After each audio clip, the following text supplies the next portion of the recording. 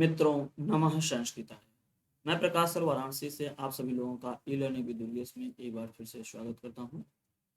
तो अभी जस्ट आप लोग पिछले वाले क्लास में देखे हमारे साथ में जस्व संधि। जस्व संधि में दो केसेस आया था और उन वो केसेस में एक था पदांत जस्व संधि, एक था अपदांत जस्व संधि। पदांत जस्व संधि में आप देखे थे कि झलाम जशवंते, ध्यान से देखिएगा, झलाम जशवंते ना, कि पदांत झल के बाद अगर स्वर आता है तो जो पदांत झल है वह जश में बदल जाएगा। और यहाँ से हम आपको बता देते हैं कि झल प्रत्याहार के अंतर्गत कौन कौन से वर्ण आते हैं। वर्गों के पहले, दूसरे, तीसरे, चौथे और साथ में तीनों स और ह, स स स ह, ये वर्ण आते हैं झल प्रत्याहार में।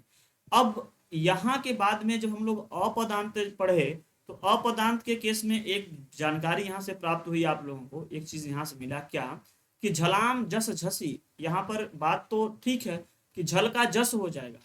अपदांत पदांत के केस में भी झल का जस हो रहा था, लेकिन वहां पदांत झल का जस हो रहा था, यहाँ पर ऐसा कोई बात नहीं कहा गया। झल के बाद में लेकिन यहाँ पर झस प्रत्याहार का वर्ण होना चाहिए। इसके पहले वाले में क्या था कि झल के बाद में कोई स्वर होना चाहिए, तब झल जो था वो जस में जा रहा था। लेकिन यहाँ पे क्या है, झल के बाद झस प्रत्याहार का कोई वर्ण रहेगा, तब जो है झल जस में जाएगा। झल में वर्गों के पहले, दूसरे, तीसरे और चौथे साथ साथ सल प्रत्याहार के वर्ण आते थे, जबकि झस प्रत्याहार में तीसरे और चौथे वर्ण आते हैं, और जो जस में बदल जाता है तो जब ग ड द अर्थात तृतीय वर्ण में बदल जाता है। अभी तक आप लोग जसु संधि के ये दो तरीके के केस देखे, जिसमें आप लोग देखे कि झल जो है उसके बाद में स्वर आया तब बदलाव, झल के बाद में झस आया तब बदलाव। अब एक ऐसा सूत्र है कि झल के बाद में अगर खर प्रत्याहार का वर्ण आए तब भी ऐसा नियम कुछ यहाँ पर आपको देखने को मिलेगा, कुछ ऐसा परिवर्तन देखने को मिलेगा, और उसका नाम हम लिखेंगे यहाँ पर चर्त्व संधि। क्या लिखेंगे? चर्त्व संधि। तो हम लोग एक चौथे नंबर का जो संधि पढ़ने जा रहे हैं, क्या है?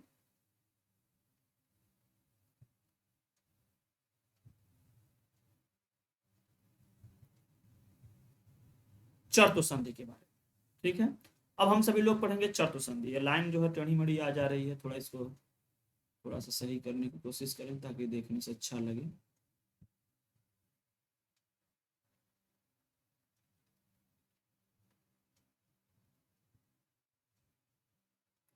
ये है चर्त्व संधि। अभी चर्त्व संधि का सूत्र क्या है? चर्त्व संधि के बारे में कुछ ज्यादा न लिखते हुए पाणिनि जी ने लिखा खरिच,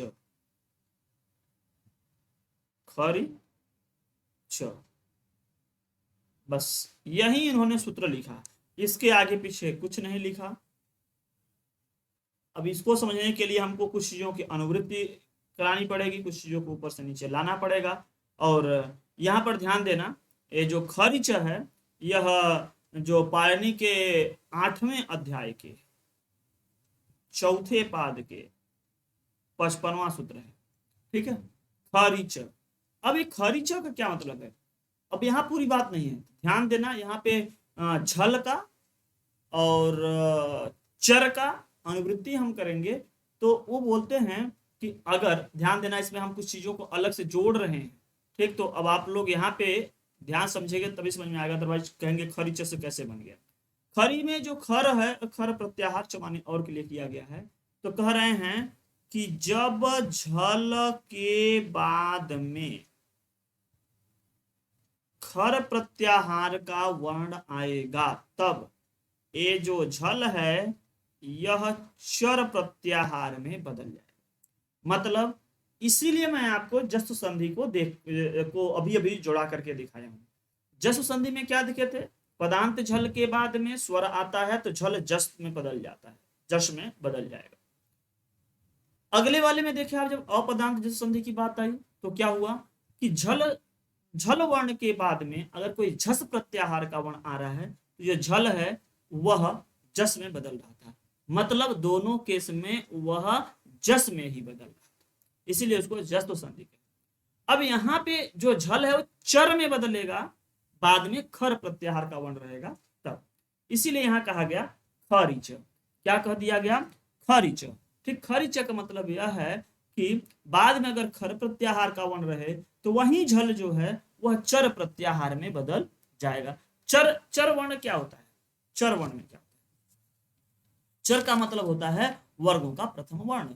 जो वर्गों के प्रथम वर्ण रखे गए हैं वो चर में ही रखे गए हैं। ठीक, तो एक पूरी की पूरी जो लाइन यहां से निकल करके आती है, खर्च सूत्र जो यह बोलता है कि जब झल के बाद में खर प्रत्याहार का कोई अगर वर्ण है, झल के बाद में खर प्रत्याहार का कोई वर्ण है, तो झल के स्थान पर चर का आदेश होगा, अर्थात झल स्थानीय बन जाएगा और चर क्या हो जाएगा, आदेश हो जाएगा। ठीक है, श्रीमन नारायण नारायण नारायण, भजमन नारायण नारायण नारायण, श्रीमन नारायण नारायण नारायण। तो चलिए आगे देखते हैं। अब यह पूरा पूरा नियम अगर आप यहाँ लिखना चाहें तो लिख सकते हैं कि झल के बाद में खर प्रत्याहार का कोई वर्ण आए तो झल चर में बदल जाएगा, ऐसा। या आप इस वाले सिंबल से आप समझ लें कि झल के बाद में खर आए तो झल चर में। अगर आपको लिखना हो तो आप लिख भी सकते हैं, फिलहाल हमको लगता है कि इतना ही सिंबल बहुत है। ठीक है, इतना। पीछे वाले में क्या लिखे हैं वैसे ही लिख देते हैं। पीछे वाले में कुछ लिखे हैं ना, केवल बस सांकेतिक भाषा में बताए हैं। तो ठीक वही चीज यहाँ पे भी मैं बताया हूँ, बस वही चीज हम आपको यहाँ भी बताएं। ठीक है, ये इतना ही पर्याप्त है। अब हमको ये बताना है कि झल में कौन से वर्ण आते हैं, खर में कौन से आते हैं, चर में। झल में मैं पिछले क्लासेस से बताता चला आ रहा हूँ कि झल में कौन कौन से वर्ण आ रहे हैं। तो कौन कौन से वर्ण मिल रहे हैं झल प्रत्याहार में, वर्गों के झलू न हो जाए, झल रहे, वर्गों के पहले, दूसरे, तीसरे, चौथे और सल प्रत्याहार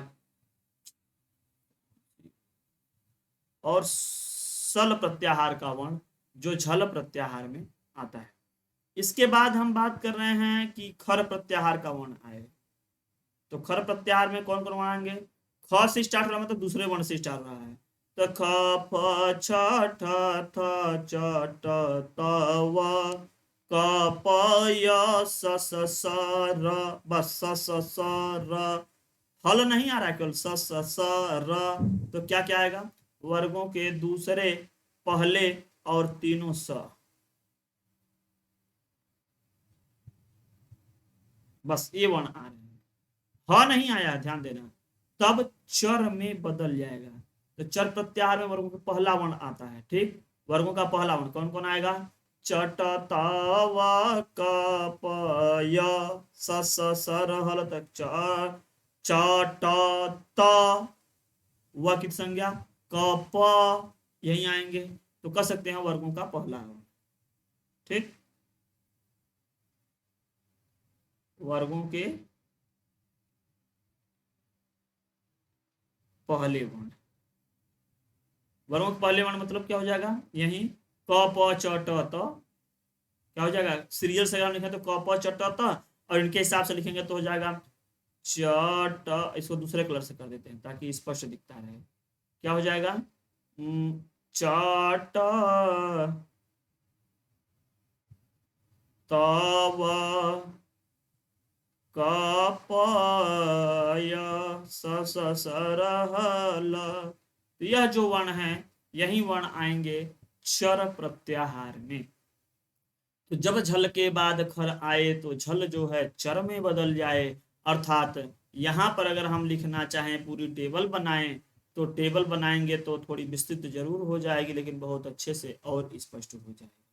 तो यहाँ पे हम लिखेंगे झल प्रत्याहार का वर्ण, और यहाँ हम लिखेंगे खर प्रत्याहार का वर्ण, और वह किसमें बदल जाएगा, खर प्रत्याहार चर में बदलेगा। ठीक, तो चर प्रत्याहार के वर्ण में बदलाव होगी, यह आदेश होगा, ध्यान देना, उसमें वह आदेशित हो जाएगा। झल में कौन कौन वर्ण आएंगे, क ख ग घ, क ख ग घ, च छ ज झ, ट ठ ड ढ त थ द ध प फ ब भ। इसके साथ में वे वर्ण आएंगे जो इनके साथ बताए, जिनके साथ जो रखे गए थे। कौन? अकुह विसर्जनीया नाम कंठ, तो ह आ जाएगा। ईचुय नाम तालु, ऋतु रोषाणाम मूर्धा, ऋतु नाम दंत। तो यह सल भी हो गया। कर है जब झल के बाद में खर प्रत्याहार का वर्ण आएगा।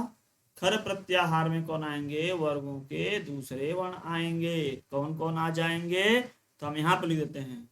ख फ छ ठ त ख,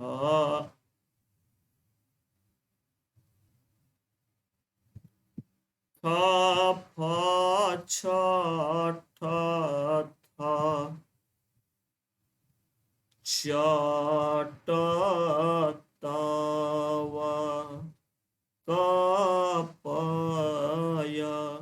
तो यह दो ग्रुप के वर्ण आएंगे।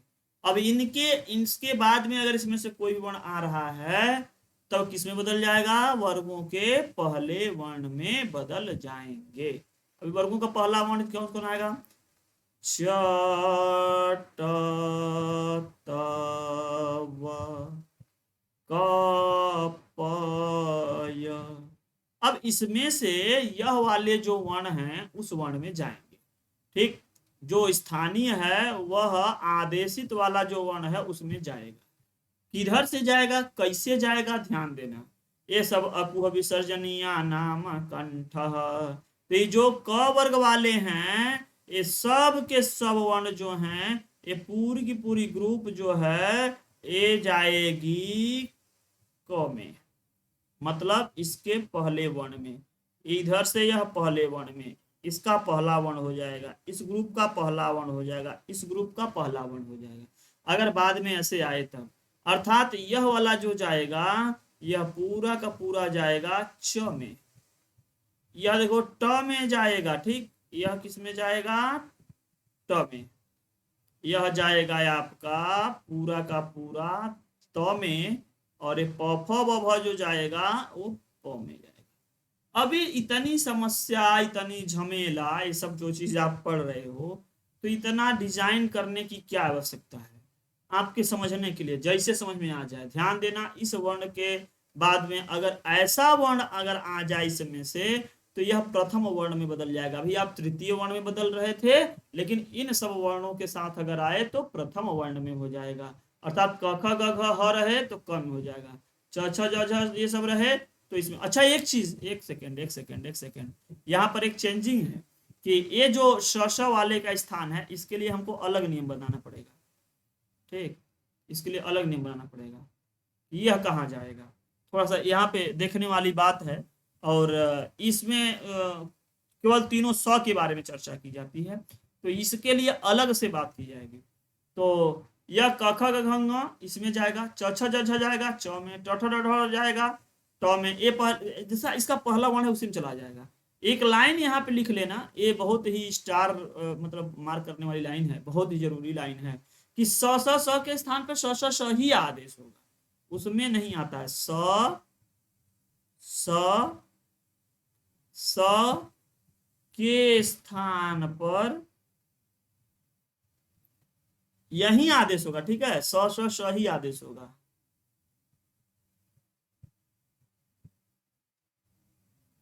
स के स्थान पर स क्या होगा?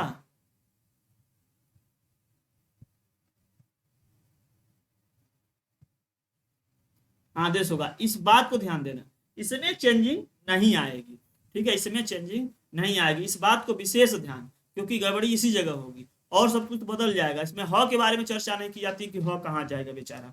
ठीक, तो अगर कंडीशन आएगा वैसा कुछ एग्जाम्पल दिखेंगे तो बताएंगे, दिखाई भी नहीं देता है। फिलहाल इस तीनों के बारे में जानते रहिएगा। उदाहरण में चलते हैं।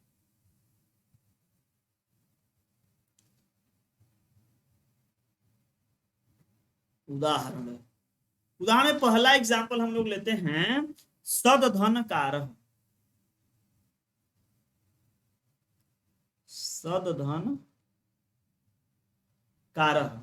अब देखो ये क ख ग घ वर्गों का पहला या दूसरा वर्ण रहेगा, तब यह वाला पहले वर्ण में जाएगा। तो त थ द ध न में द है तो पहला वर्ण हो जाएगा त, पहले वर्ग में जा रहा है तो त में चला जाएगा। तो यह जैसा वैसे आ जाएगा स त, आगे हो जाएगा कारः, ये तो ऐसे ही आ गया।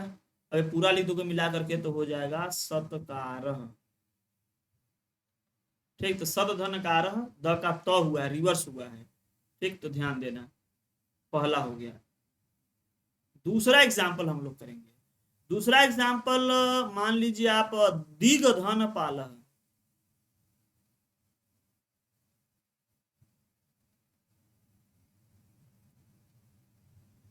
दिग्धन पालः। अब यहाँ प फ ब भ प प वर्ण आया है, पहला वर्गों का पहला या दूसरा वर्ण आए तब इसके पहले वाला वर्ण पहले में बदल जाएगा। तो ग पहले में जाएगा तो क ख ग ग वाले में जाएगा तो क में चला जाएगा। ये दी हो गया और आगे हो गया आपका पालः, और मिला देंगे तो क्या बन जाएगा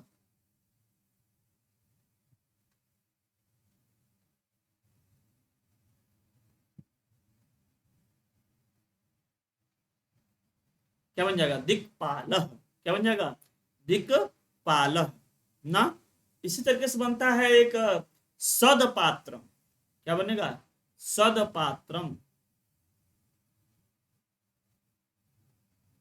यहां हम लिख देते हैं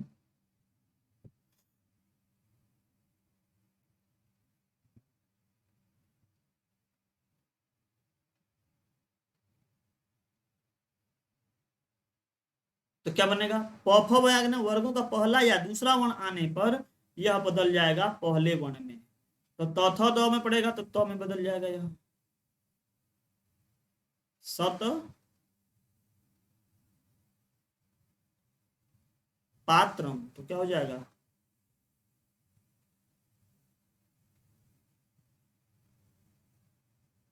सतपात्रम। क्या हो जाएगा सतपात्रम। तो इस तरीके से आप लोग कुछ जो शब्दावली हैं इसको आप लोग जरूर बनाइएगा। ये तीनों एग्जाम्पल हमारे हमको देखने से महत्वपूर्ण लगे हैं, मैं तीन एग्जाम्पल इसमें आप लोगों को करवा दिया हूँ।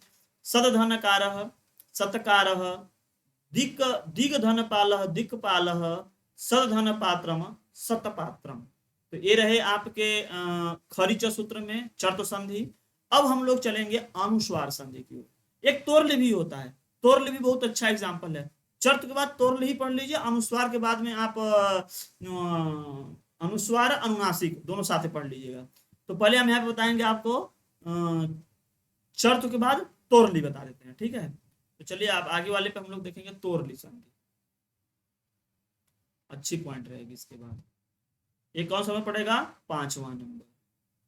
नंबर ऊपर नीचे कोई दिक्कत नहीं है, घबराने की बात नहीं है, ठीक है।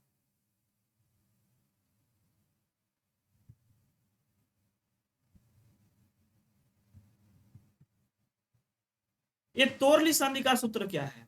तोरली बहुत ही अच्छा है, बस इतना ध्यान देना, बहुत ही अच्छा सूत्र है कि त वर्ग के बाद में अगर ल वर्ण आया रहेगा, अगर तथ द ध न के बाद में अगर ल वर्ण आया रहेगा तो क्या हो जाएगा, अब आप लोग समझ लो। तो तथ द ध न का सबका ल हो जाएगा, सभी का ल होगा, केवल तोरली, तोर तो बना है कैसे तो से, अर्थात अर्थात तू का तो बना ना, जैसे स्तोष चुनाश्चो, तो स्तो में वो सकार तू था, तू का ओ बना था। ठीक, तो ऐसे ही यहाँ पे आप ध्यान दीजिएगा कि जो यह सूत्र है तो तोह, ये तोरली जो बना है कैसे, किसे बना है, ध्यान देना, यहाँ बना है तोह ना। इसका सूत्र भी क्या हो जाएगा, इसका सूत्र करेंगे बनेगा तोरली, इसका सूत्र भी बनेगा तोरली। पहले बना देते हैं तब आपको समझाते हैं। इसका सूत्र ही बनेगा तोरली।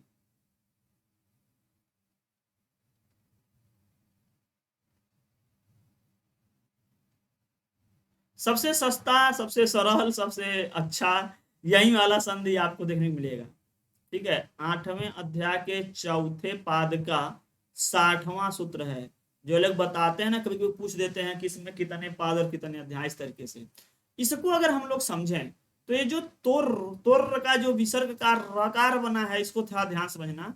यहाँ जो बना है ये तोह था, क्या था? तोह, और आगे ली, क्या था?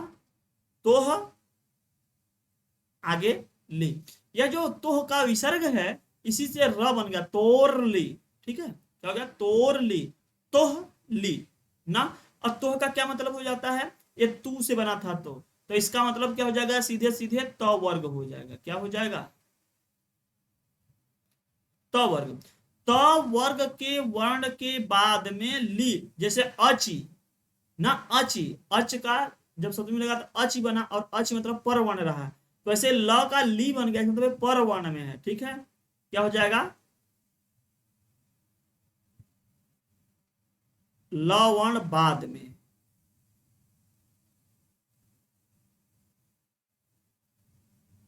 ठीक, ल वर्ण बाद में हो तो यह जो पूरा त वर्ग है, यह जो पूरा त वर्ग है, यह बदल जाएगा ल वर्ण में। ध्यान देना, क्या मैं बताया कि अगर अगर यह त वर्ग के बाद में, ध्यान देना, त वर्ग के बाद में ल वर्ण हो, ठीक, ल वर्ण बाद में हो ना, इसका मतलब क्या हो गया? इस अर्थात या अतः त वर्ग के बाद ल वर्ण हो तो, या ऐसे कर लेते हैं ना, सीधे सीधे जो जैसा हम लिखते हैं ऐसे सिंपल वाला बड़ा अच्छा रहता है, हमको बड़ा अच्छा लगता है। त वर्ग धन लव, त वर्ग के बाद में ल वर्ण हो तो जो ये आपका त है, ये त वर्ग पूरा का पूरा ल वर्ण में बदल जाएगा। ये जो त वर्ण है, त वर्ग का त थ धन पांचों, ये ल वर्ण बदल जाएंगे। बहुत बेहतरीन ऐसा नियम, अगर इसका एग्जाम्पल देखोगे मजा आ जाएगा, बहुत ही मजा आता है कि जबरदस्त, बहुत अच्छा एग्जाम्पल। आप खुद सोचोगे तो कहोगे कि ऐसा कैसे बनता चला गया नियम में। चलिए देख लेते हैं इसके नियम को, सॉरी इसके उदाहरण को देख लेते हैं। उदाहरण हम लोग करेंगे, साइड में ही कर लेते हैं, बहुत सारे एग्जाम्पल को हम लोग करने वाले हैं यहाँ पर। तो सबसे पहला एग्जाम्पल जो कई जगह पे आता है, कई बार एग्जाम में आया है, क्या लिख, कई बार का मतलब कि कई जगहों पे देखने को मिलता है, वो लेवल पर डिपेंड करता है किस लेवल में आए। तद धन लीन, क्या है? तद धन लीन। तो यह किस किस में है? तथ दध में है।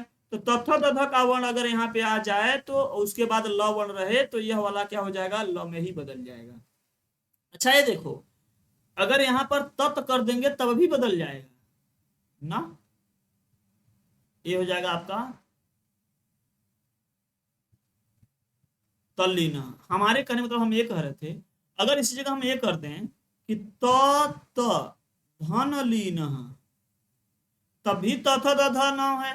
त वर्ग का कोई भी वर्ण है, च रहे, त रहे, जो भी रहे, ल वर्ण आया है तब भी यह ल में ही बदलेगा ना। लेकिन इस पे व्याकरणाचार्य या जो शास्त्रीय प्रक्रिया वाले लोग होते हैं, जो उसके आचार्य होते हैं, वो निर्धारित करेंगे कि यहाँ पर त रहेगा कि त थ द ध न इसी शब्द में रहेगा कि नहीं, अलग शब्द में रह सकता है। लेकिन अब तद के साथ में ही लीना सही रहेगा, या तत् के साथ में भी रह सकता है।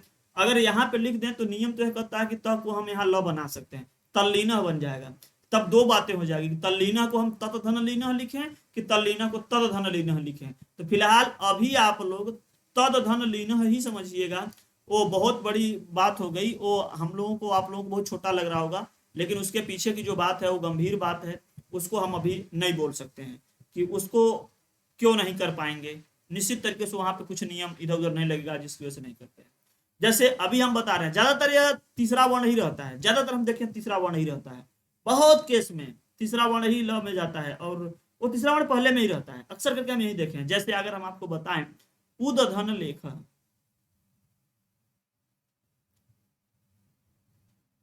देखिए जो चीज हमको अभी तक प्राप्त हुआ है पढ़ते करते ही प्राप्त हुआ है। कोई कान में आकर के फूक नहीं दिया है, पाणी जी से डायरेक्टली हमसे बहस नहीं हुई थी, या वहां पे शास्त्रार्थ नहीं हुआ था कि हम उनसे समझ पाए।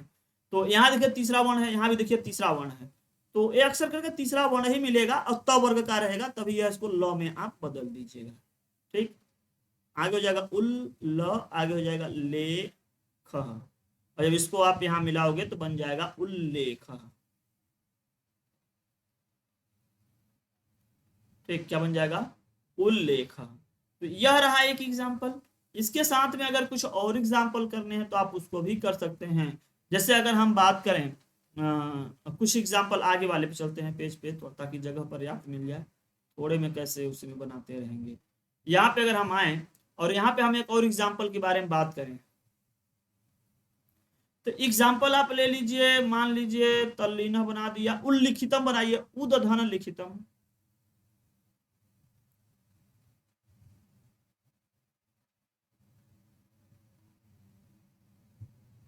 ऐसा नहीं है कि हमको अलग से कोई कान में आके बता दिया कि नहीं यहाँ पे दही कर दो।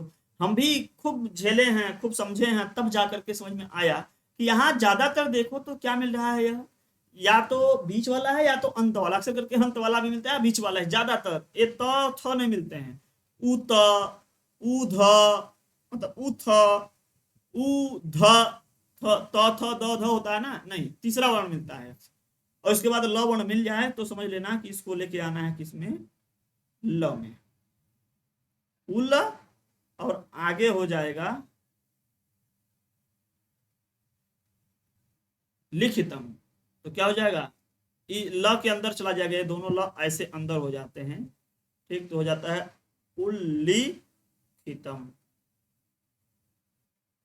ये थोड़ा दरें लग रहा है, जिससे लग रहा है दिव्यांग हो गया। इसको जो प्रॉपर जगह है उसका वहां से लाइए, यहाँ से। ठीक है, क्या हो जाएगा? उल्लिखितम। ठीक, इस तरीके से आपका बन जाएगा उल्लिखितम। ऐसे बनाया आपने तल्लीन। इसी तरीके से आप बना सकते हैं तल्लय। तल्लय, हाँ वो भी बना लीजिए, तल्लय बढ़िया है, तो तल्लय को भी साथ में रख लीजिए। यहाँ भी देखो तद ही लिखते हैं, तद धन लय। ये तीसरा वर्ण हम यही हमको थोड़ा सा आधार मिल गया, जिसकी वजह से हम इसको निपट गए लगा करके, नहीं तो फिर बहुत देर तक सोच रहे थे हम कि कैसे समझेंगे इसका विच्छेद करते वक्त में, कितना दिमाग में धारण किया जाए। तो पढ़ते पढ़ते करते करते सब दिमाग में धीरे धीरे कुछ न कुछ ऑटोमेटिक अपना ही दिमाग है खोजने लगता है और कुछ न कुछ निकाल लगता है। या तो फिर पांचवें वर्ण में भी जाता है, और ये पांचवा वर्ण जो है उसको आप देख लीजिए किस तरीके से पांचवें वर्ण में रहता है। मतलब यहाँ पर एक वर्ण हम लिख रहे हैं, मान के चलो ये तीसरा, चौथा, ये पांचवा एग्जाम्पल। जैसे रहता है महान धन लाभ। क्या? महान धन लाभ।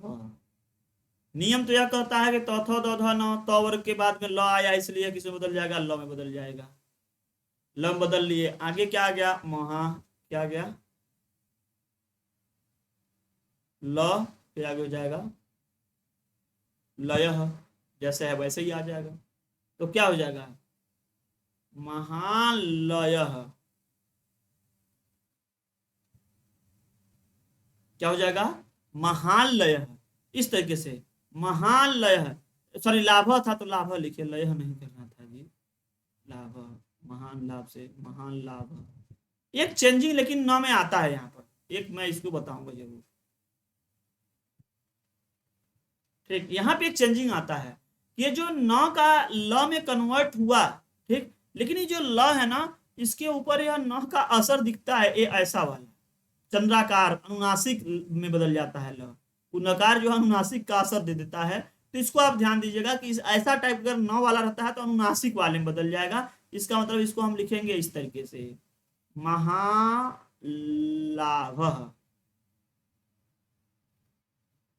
ठीक, ये नासिक वाला, ये अंतर में अलग से देखा। जैसे एक एग्जांपल अगर हम और लिखें, हम लिखें विद्वान, विद्वान धन लिखती।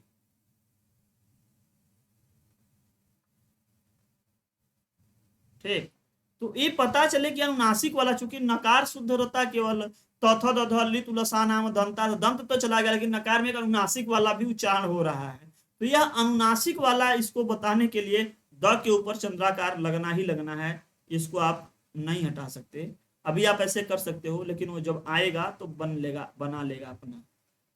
विद्वान ल लिखती,